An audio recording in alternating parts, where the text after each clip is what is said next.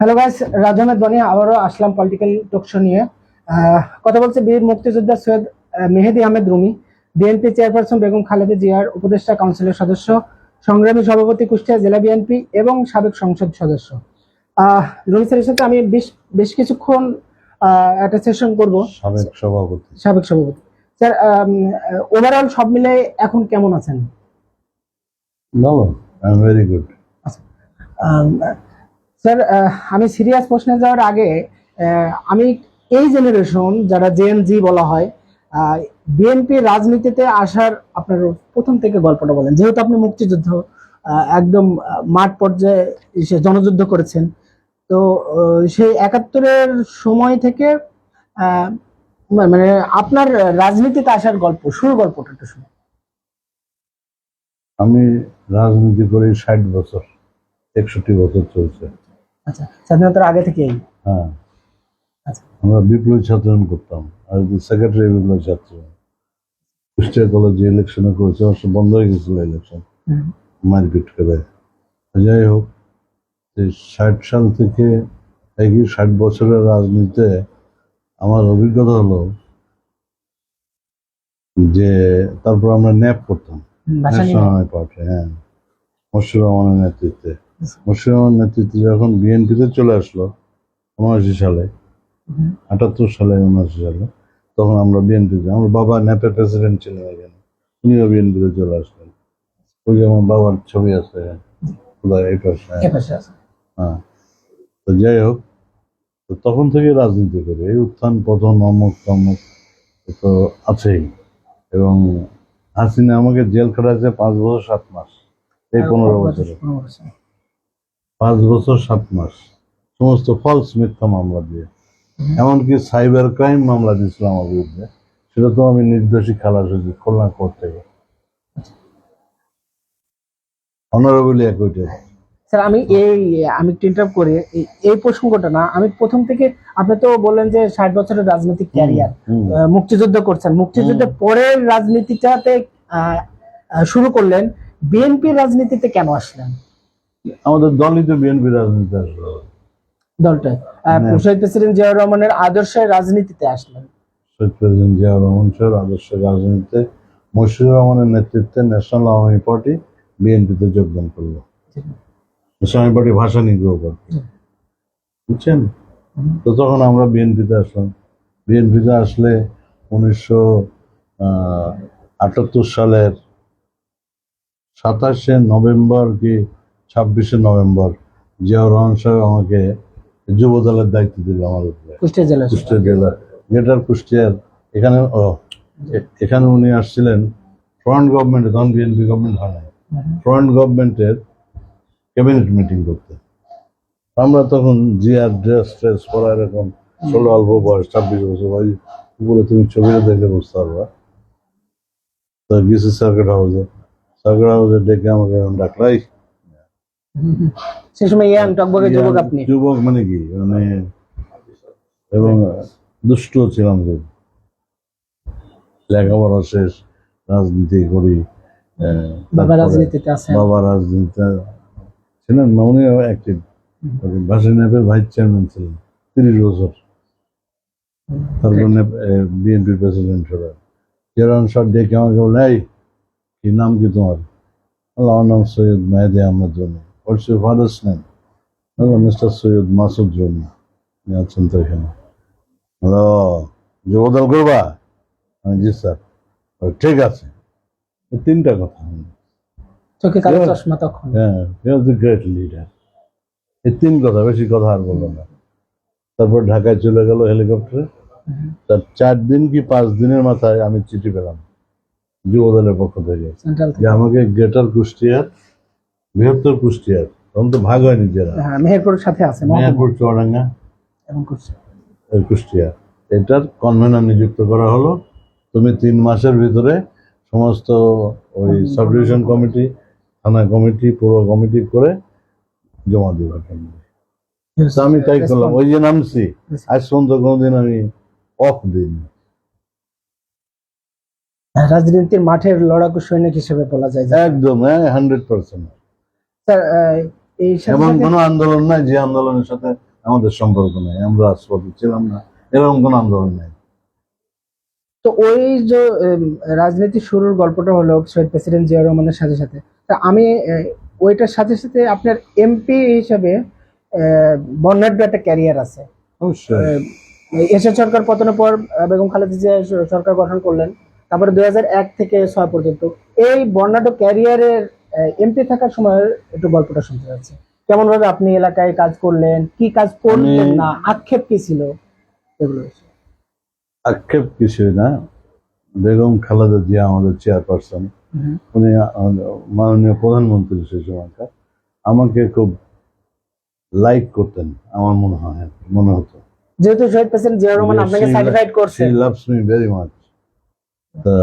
Young man হিসেবে খুব উনি আমাকে স্নেহ করতেন, ডাক দিতেন, বুঝাইতেন, কাজ করতেন, কাজ করে দিতেন।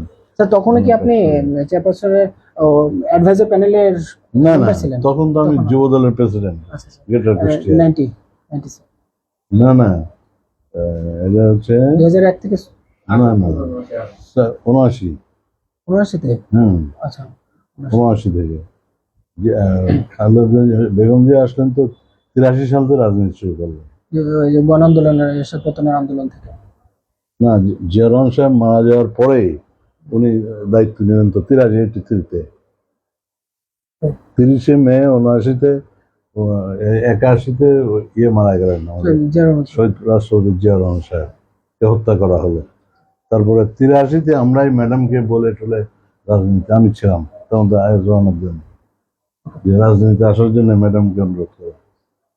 ফ্যামিলি থেকে তো একজন দরকার ওই ক্রাইসিস মোডে অবশ্যই দায়িত্ব নেওয়ার। এবং ম্যাডাম এসে দায়িত্ব নিয়েছিলেন বলেই বাংলাদেশের রাজনীতি স্থিতিশীল ছিল, বাংলাদেশের রাজনীতি গণতান্ত্রিক ছিল।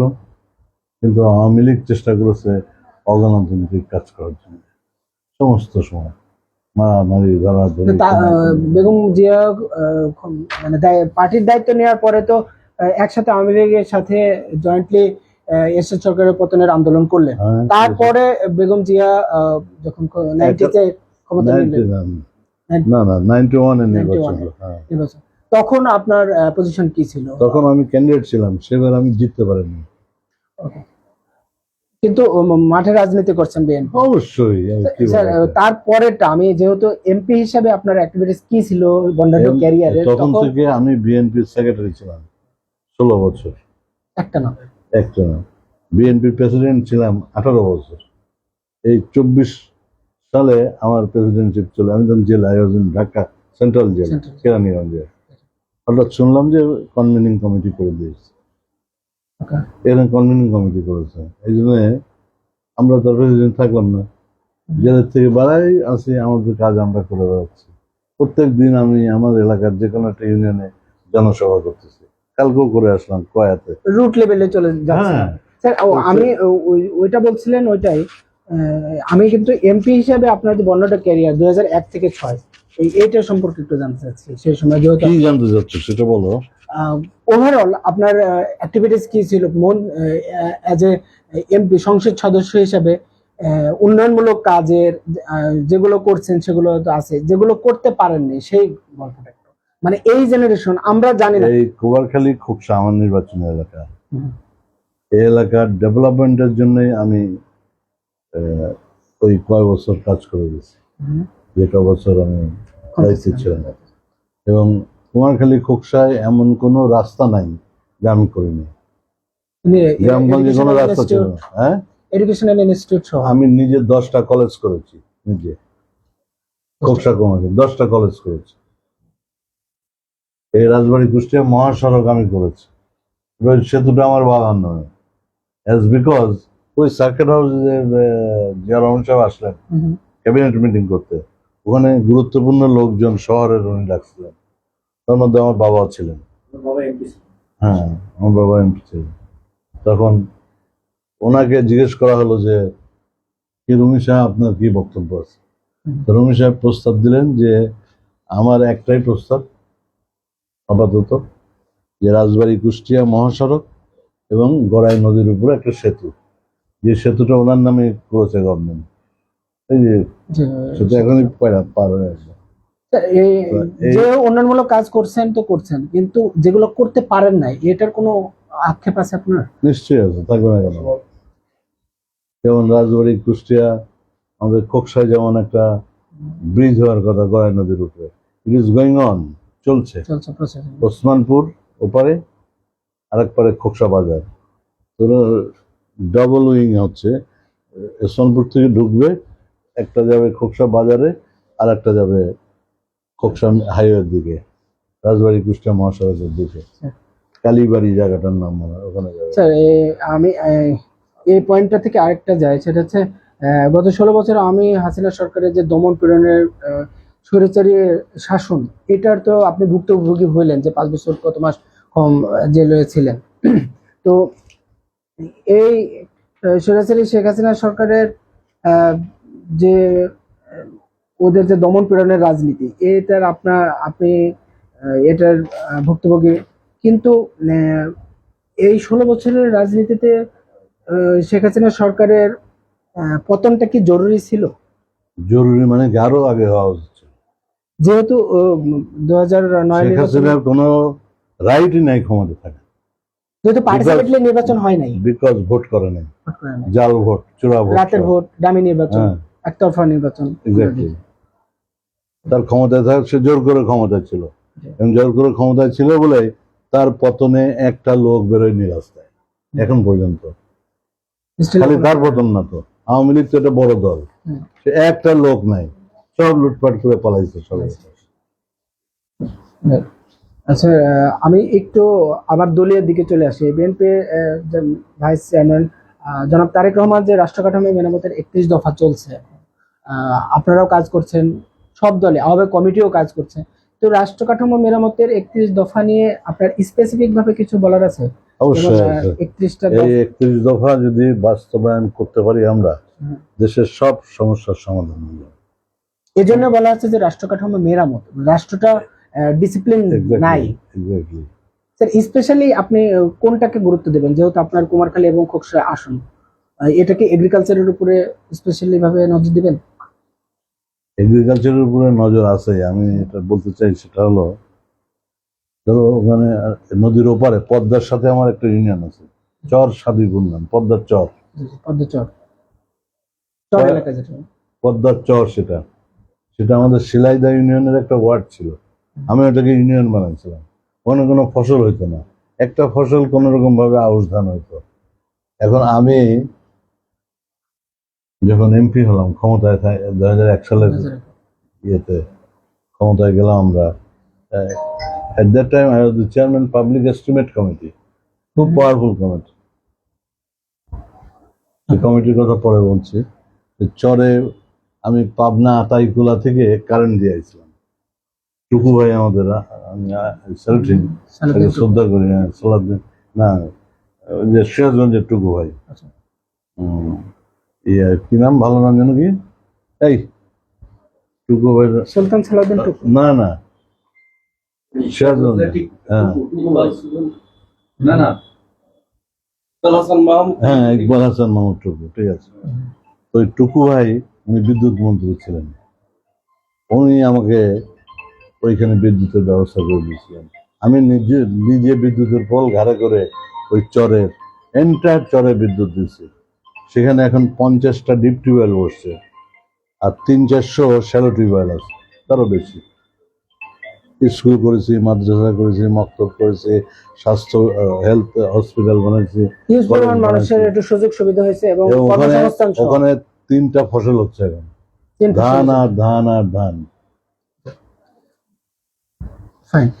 31 দফার আমরা কৃষি নিয়ে একটু 27 নম্বর যে পয়েন্ট, কৃষি নিয়ে তারেক সাহেব যে আমাদের মহামান্য চেয়ারম্যান, মাননীয় চেয়ারপারসন ভারপ্রাপ্ত, উনি যে 31 দফা দিয়েছেন অনেকদিন আগে, কিন্তু এটা প্রায় 2 বছর আগে দিয়েছেন, কোভিডের পর।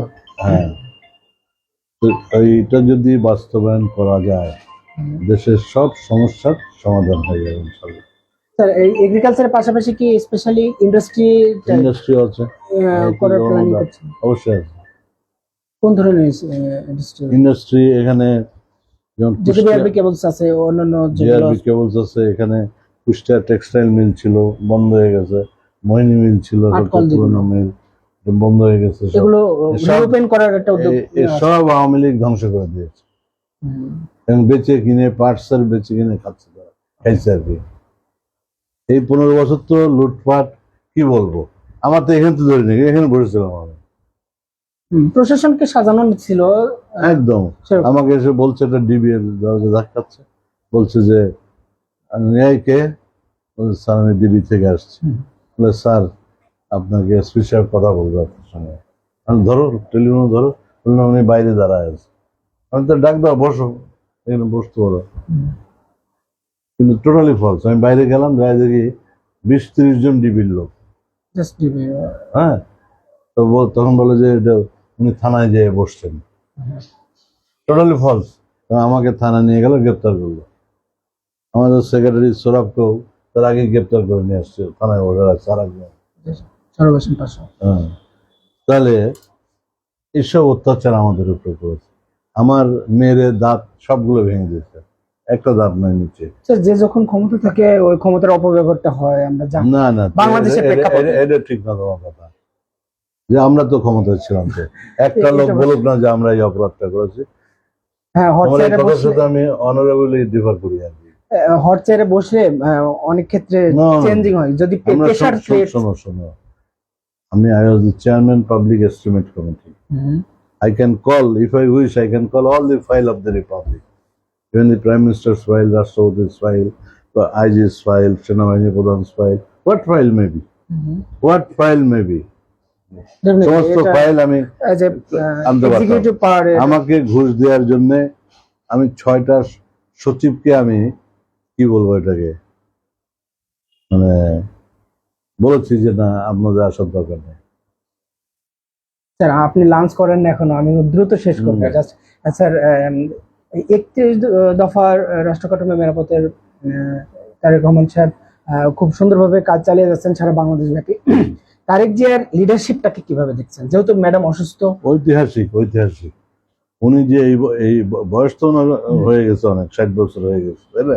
সে কাছাকাছি স্যার। হ্যাঁ, তো তাহলে মিসেস ভুট্টো প্রাইম মিনিস্টার হয়েছিল, মানে বেনজির ভুট্টো, মনে হয় যে 33 বছর না 34 পাকিস্তানের। পাকিস্তানের 33-34 বছর, তো ওনার বয়স তো 60 বছর। He was very enough mature politician to become a prime minister. হ্যাঁ, কোনো ব্যাপারই না। ওকে স্যার, হ্যাঁ এখন আমি এখানে একটু স্যার অ্যাড করি। আপনারা ক্যাপেবল হিসাবে তারেক রহমান সাহেবকে সামনে নিয়ে আগামী নির্বাচনে পার্টিসিপেট করবে। এই ক্ষেত্রে আওয়ামী লীগ নাই এবং লীগ নাই, তাহলে জামাত ইসলামকে অপোজিশন হিসেবে ধরা হচ্ছে? আপনার পলিটিক্যাল এক্সপিরিয়েন্সে কি বলবেন? না, এটা তো এখন ভোটের ব্যাপার। হ্যাঁ, ভোটের ব্যাপার অবশ্য, কিন্তু ওয়েল অর্গানাইজড একটা পার্টি জামাত ইসলাম, এবং বিএনপি, জামাত ইসলাম মাঠে, অলসো এনসিপি। সেই ক্ষেত্রে বিএনপি যদি ক্ষমতায় যায়, আমরা কোনো ইফ এবং বাট অ্যাড করছি নির্বাচনের আগে। বিএনপির বয়স হচ্ছে কত? হ্যাঁ, 48 বছর। 48 বছর। ওকে। আর এনসিপির বয়স হলো 2 মাস, ঠিক না? না, ওইটা জাস্ট জামাত আমি ইসলাম পুরোনো পার্টি। পুরনো পার্টি। জামাত ইসলামের যে ভোট সারা বাংলাদেশে আছে, সারা বাংলাদেশে প্রত্যেক কনস্টিটিউয়েন্সি তাদের কিছু ভোট আছে, কিন্তু ক্ষমতায় যাওয়ার মতো ভোট তাদের নাই। না, আমরা 2001-এ দেখছি যে ওরা বিএনপির সাথে মিউচুয়াল করে কিছু আসন পাইছে, কিছু মিনিস্ট্রি দেওয়া হয়েছে। তো এখন বিএনপি যদি এককভাবে নির্বাচনে যায়, সেক্ষেত্রে জামাত ইসলামকে কি অপোজিশন হিসেবে রাখা যায় কিনা বা আসে কিনা? হ্যাঁ, তারেক রহমান তো বলছেন তো 31 দফার মধ্যে আছে, এমনি সবাই বলছে সর্বজনীন বা সর্বদলীয় যারাই পার্টিসিপেট করবে আর কি, তাদের সঙ্গে সরকার গঠন করবে। স্যার, আপনি আমি শেষের দিকে আছি। এনসিপি কে যেটা বলা হচ্ছে যে মাত্র 2 মাস হলো ছাত্রদের রক্তের উপর দাঁড়িয়ে এখন পার্টি এবং এই জুলাই আগস্ট অভ্যুত্থানে সবাই এটা ক্রেডিট নিতে চাচ্ছে। তো এনসিপি, না, এটা আমাদের, আমি ওদের প্রতি কৃতজ্ঞ, ওদের অভিনন্দন জানাই। ছাত্র জনতা, নট অনলি ছাত্র জনতা সব একসাথে। তো আমরাও তো ছিলাম, হ্যাঁ, মাঠে সব দলে ছিল। আমরা তো মাঠে ছিলাম, তো তাদের আমাদের বহু গুলি খাওয়া লোক আছে। এনসিপি স্পেশালি আমি একটা অ্যাডভাইস আপনার কাছ থেকে নিতে চাচ্ছি, সেটা হচ্ছে জুলাই আগস্টের যে বিপ্লবের কথা বলা হচ্ছে, তাদের যে বর্তমান অ্যাক্টিভিটিস রাজনীতি, ওরা যে পদযাত্রা করছে জুলাই আগস্টে, তাদের আপনার কাছ থেকে বা আপনার বিএনপি থেকে, স্থানীয় জায়গা থেকে কোনো অ্যাডভাইস বা কমপ্লিমেন্ট আছে? এনসিপি কি কোনো জায়গায় কুষ্টিয়ায় এনসিপি আছে বলে আমার জানা নাই, আমি তো কোনো আছে দেখি নাই তো কুষ্টিয়া জেলায়। আজকে একটা এনসিপি লোকের সাথে দেখা কুমারখালীতে, কি মিয়া বহুত বড় বড় নেতা হয়েছে শুনেছি। হ্যাঁ, কিছু কিছু সমন্বয়কদের জাতীয় নেতা হিসেবে বলে, জাতীয় নেতা হতে হলে আমার মতো লোক, আমি 5 বছর 7 মাস জেল কেটেছে, আসছেন না শেখ সাহেবের আমাকে কেটেছে। আমরা বিপ্লবী ছাত্র করতাম, আমাদের ধরেছি। হ্যাঁ, তো এই এনসিপির যে এখনো নাক টিপলে দুধ বেরোয় টাইপ নেতা, তারা না তাদের কর্মকাণ্ড মানে তাদের আগে যে তারা যে বিপ্লবে যে অংশগ্রহণ করলো, সেটার প্রতি আমাদের শ্রদ্ধা, তাদের প্রতি স্নেহ সব আছে, কিন্তু তারাই যে শুধু করেছে এটা কিন্তু ঠিক, কিন্তু ক্রেডিটটা তারা নিচ্ছে, এটা নিতে চায়, বৈষম্য বিরোধী ছাত্র আন্দোলন এবং এটা নিতে চায়। এটা পিছনে রাজনৈতিক কারণ আছে। ডক্টর ইউনূসদের মানে প্রেসক্রিপশনে এই সমস্ত করতেছে, অন্যান্য লোকের প্রেসক্রিপশনে এই সমস্ত করছে, আওয়ামী লীগের প্রেসক্রিপশনে এই সমস্ত করছে, এগুলো আছে। হ্যাঁ, এটা একটা কনস্ট্যান্ট টাইপ আছে। স্যার, আমি শেষের দিকে চলে আসছি। নির্বাচন সামনে ধরা হচ্ছে, ইন্টারিম গভর্নমেন্ট সম্পর্কে যেহেতু সেনাবাহিনীও মাঠে আছে অ্যাসিস্ট পাওয়ার নিয়ে, তো আপনি একটু কি বলবেন যে নির্বাচনটা সম্পর্কে কবে হলে বেটার হয়? বা এটা টোটালি যা বুঝতে পারছি যে সিইসি কাজ করবে, ডক্টর মোহাম্মদ ইউনূস, তার অ্যাডভাইজার প্যানেল এবং সেনাবাহিনী সহ।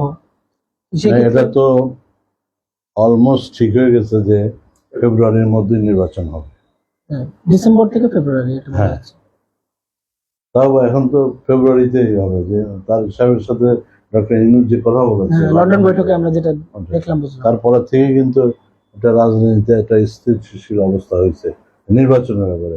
সব দল কিন্তু নির্বাচনের দিকে এগোচ্ছে। সেই ক্ষেত্রে বলা যেতে পারে যে ফেব্রুয়ারিতে ইলেকশন হবে। ফেব্রুয়ারিতে ইলেকশন হলে আমরা সব সিটে নির্বাচন করব বিএনপি, আর যদি আমাদের জোট হয় জোটের প্রার্থী দেবে, অসুবিধা নেই কোনো। আমি